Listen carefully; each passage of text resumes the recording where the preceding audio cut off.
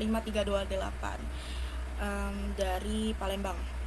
Di sini saya akan mengerjakan tugas 1 basis data.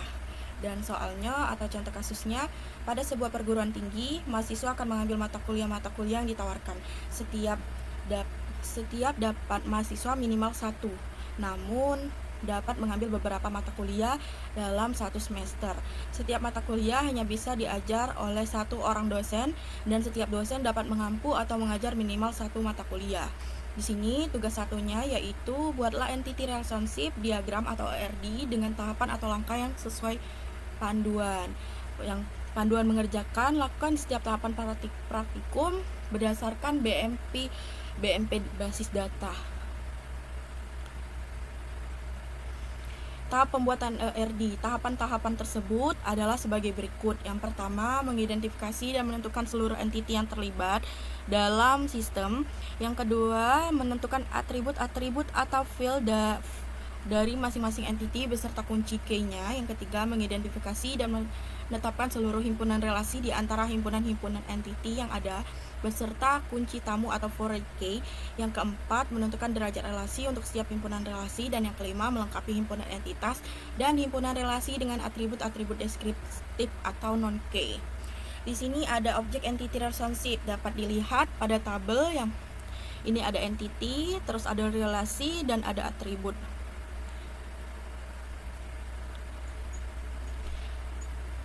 Nah, berdasarkan kasus tersebut yang terdapat tahapan pembuatan ERD. Yang pertama yaitu mengidentifikasi dan menetapkan seluruh entiti yang terkait.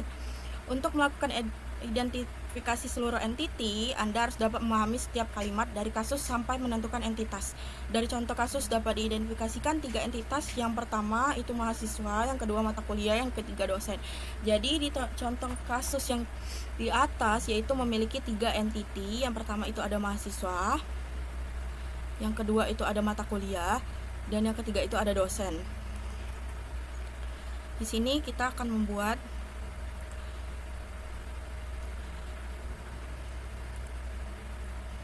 entiti pertama itu ada mahasiswa, terus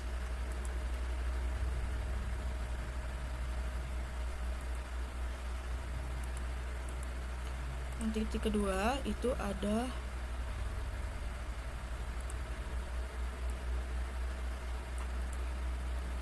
mata kuliah,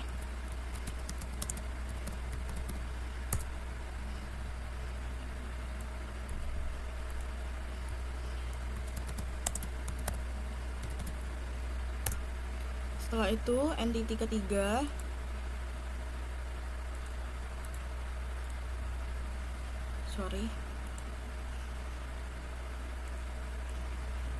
entiti ketiga itu ada dosen.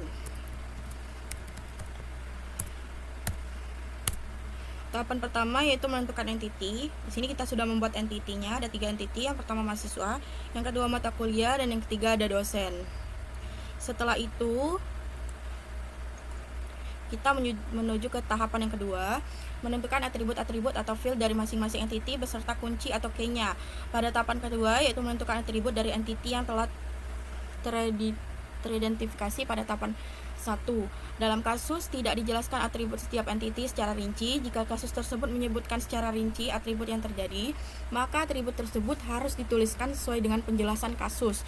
Namun, jika kasus tersebut tidak menyebutkan, maka Anda dapat menentukan secara intuisi atau penalaran yang terjadi dalam kehidupan sehari-hari seperti contoh berikut. Yang pertama, entiti mahasiswa memiliki atribut NIM dan nama mahasiswa. Yang kedua, entiti mata kuliah memiliki atribut kode MK dan nama mata kuliah. Sedangkan yang entiti dosen memiliki atribut NIT dan nama dosen. Di sini kita buat atribut.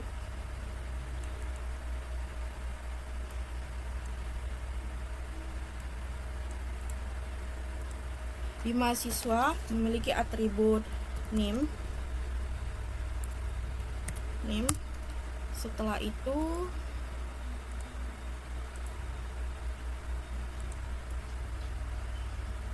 di mahasiswa memiliki atribut nama mahasiswa.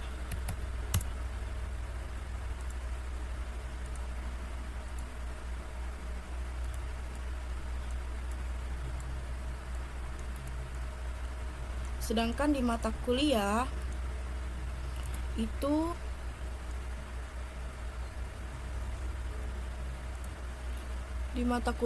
memiliki atribut kode MK dan nama mata kuliah.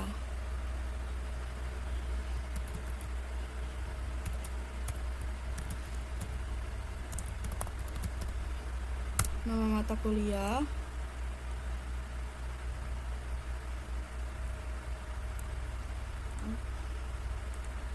kita besarkan sedikit.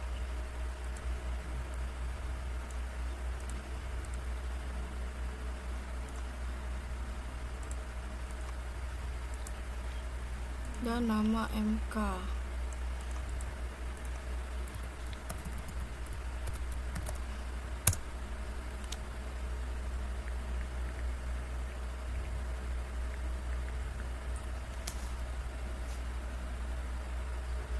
Setelah itu di atribut dosen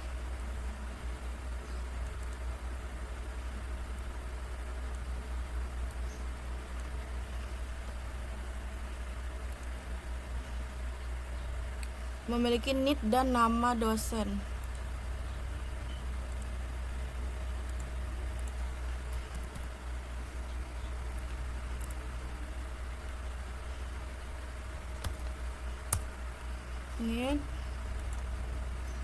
Ini kita copy.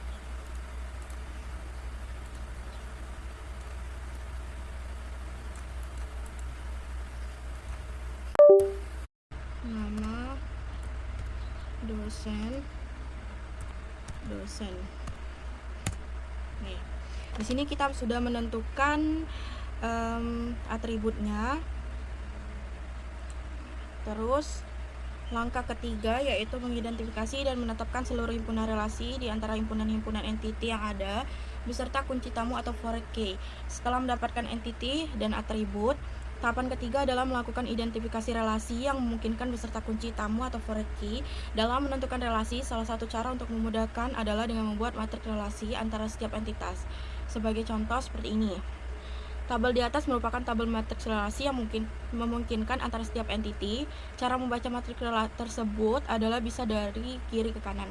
Sebagai contoh, mahasiswa dengan mata kuliah, maka relasi yang terjadi adalah meregistrasi, dan dosen dengan mata kuliah adalah mengajar. Ini entity, di sini mahasiswa yaitu dengan mata kuliah, meregistrasi, dan dosen adalah mengajar. Di sini kita akan membuat sebuah relasinya.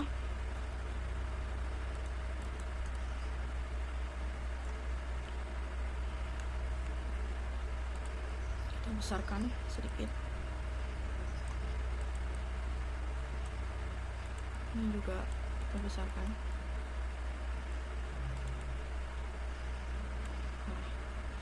Nah, ini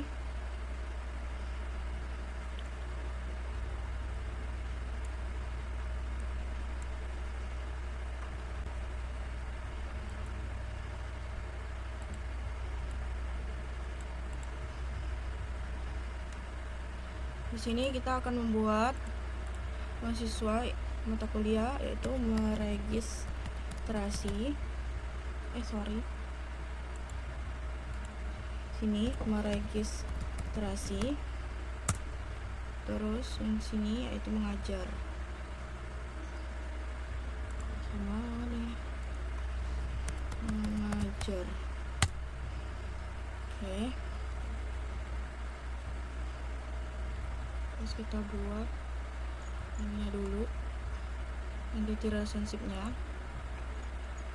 Ada ini nih.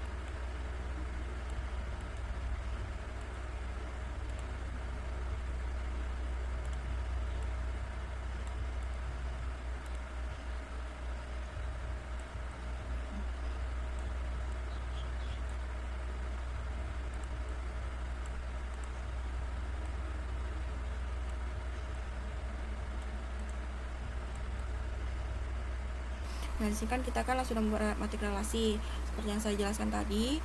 Nah, di sini saya sudah membuat selanjutnya itu di langkah keempat, yaitu menentukan derajat relasi untuk setiap himpunan relasi.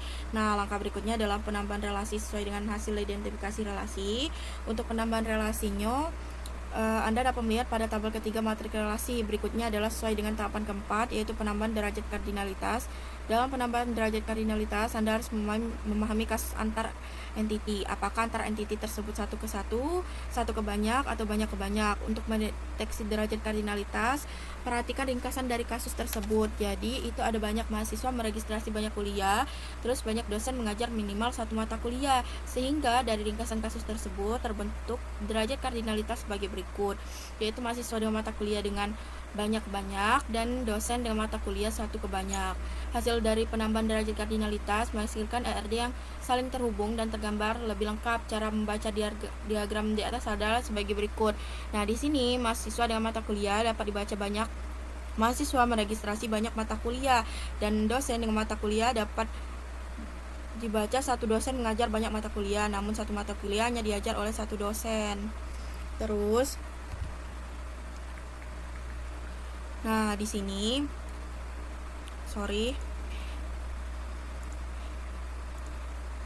Nah, di sini sebelum terbentuknya satu ke satu seperti ini dan ditambahnya menambah relasi ini, di sini dari mahasiswa dan registrasi ini kita membuat banyak ke banyak, dan sini banyak ke banyak juga. Nah, setelah itu antara ini sudah benar, dan antara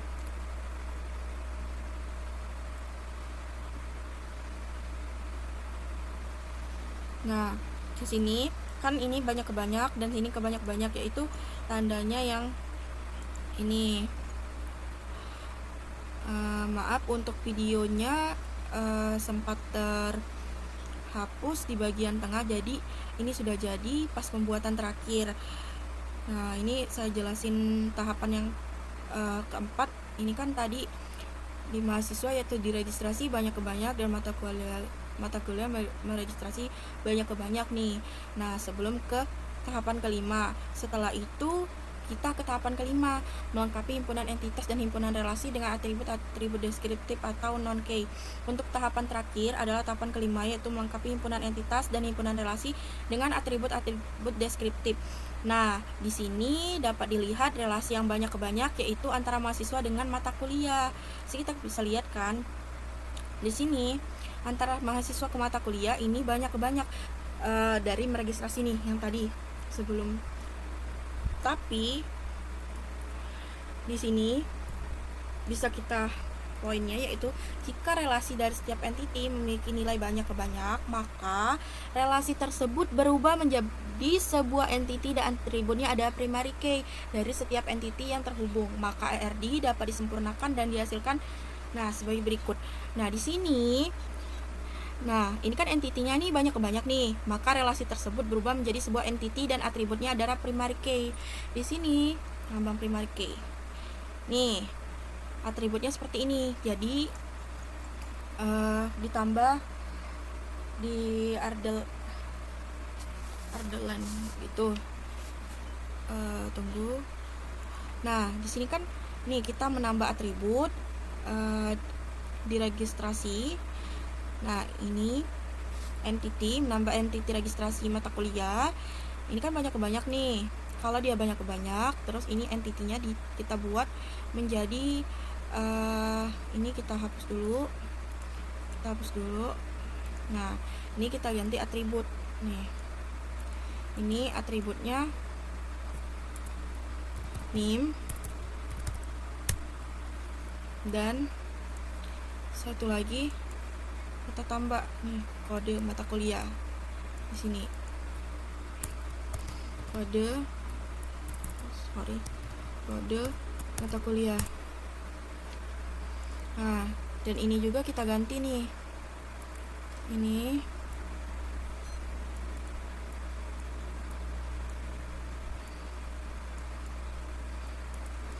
kita ganti name. Di sini juga kita ganti dari atribut ini ya, karena dia primary key.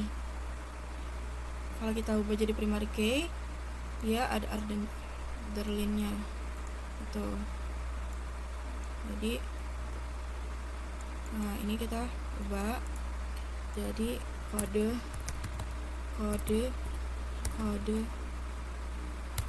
mata kuliah gitu. Ini jangan lupa kita hubungin.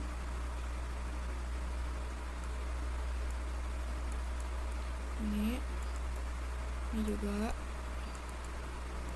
ini juga, terus ini juga. Nah, jadi kira-kira tuh hasil akhirnya seperti ini deh. Nih, hasil akhirnya seperti ini.